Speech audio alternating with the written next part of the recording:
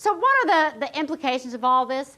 I've started to now come to see fluidity not as something that's just specific to women, but as a general feature of human sexuality.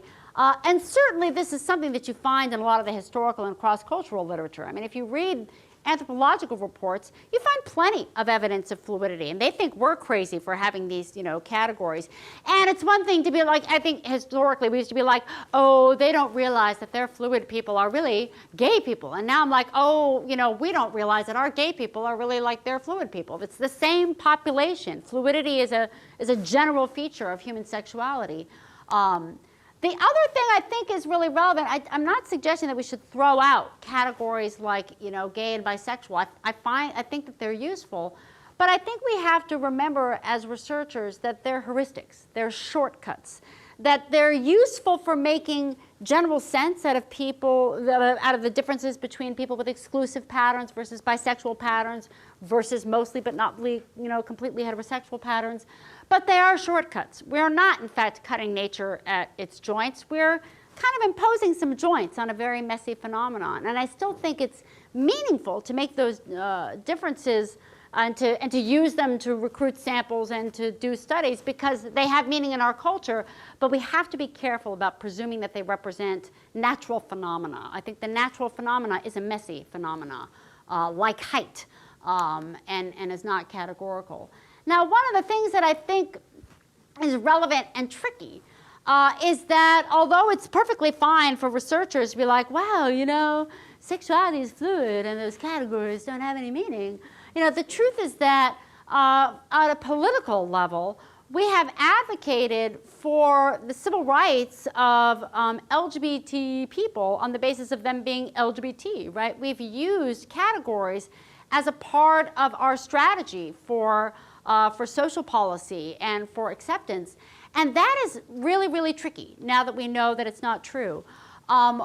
This, came to my awareness in a really uncomfortable way during the most recent Supreme Court cases when I found out in, I guess it was around May, I got an email from the lawyer for our side, the friendly, gay-friendly lawyer, I can't remember her name, saying, we've gotten, a brief has been submitted to the Supreme Court and it references your work and we'd like you to take a look at it and let's talk about, whether, we want to file an affidavit. So basically this was a very detailed brief and very well written, arguing that if you look at the history of equal protection cases that have gone up before the Supreme Court, the test that has been used to decide whether a group of people qualified for equal protection status was that they had to be a distinct,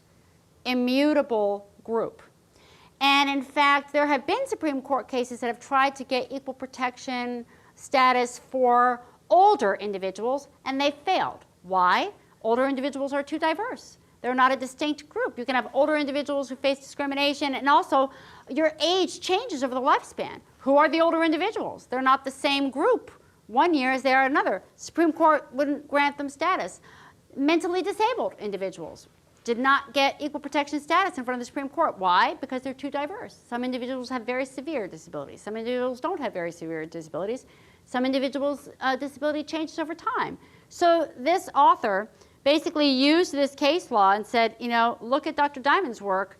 She shows that sexuality is fluid. The population of individuals with same-sex attractions in 1 year may be different than it is in another year, and the population is incredibly diverse. Some individuals have exclusive attractions. Some people have non-exclusive attractions. Some people can marry someone of the same sex. Some people could marry, someone of either sexes. They just don't meet the standard that the Supreme Court itself has set up. And I read this and I'm like, Judy, well, I've destroyed my people. All I could do, and I submitted an affidavit that basically said, I disagree with the conclusions being drawn from my work, but I couldn't disagree with what they were saying about my work. Everything that they were saying about my work was actually true. Are we a diverse group? Yeah. Does it change? Yeah. Oh my God, we're screwed, right? Now, luckily, I remember listening to the argumentation. It didn't seem, the whole thing about criteria for equal protection status, it didn't really come up The only time it really came up, Scalia asked one question about whether gay people were too powerful to qualify, you know, to need equal protection status. But the issue of the diversity of the group never came up, thank God. And as far as I can tell, it hasn't come up in the dissenting opinions. So we dodged a bullet. However, I feel like that was a really important bullet to dodge because it suggests to me that we can make strong claims for civil rights protections that don't rely on the immutability and distinctiveness and uniqueness of these groups. We can make claims for civil rights protections based on the fact that of just, you know, we are equal people and people's, you know, rights deserve protection.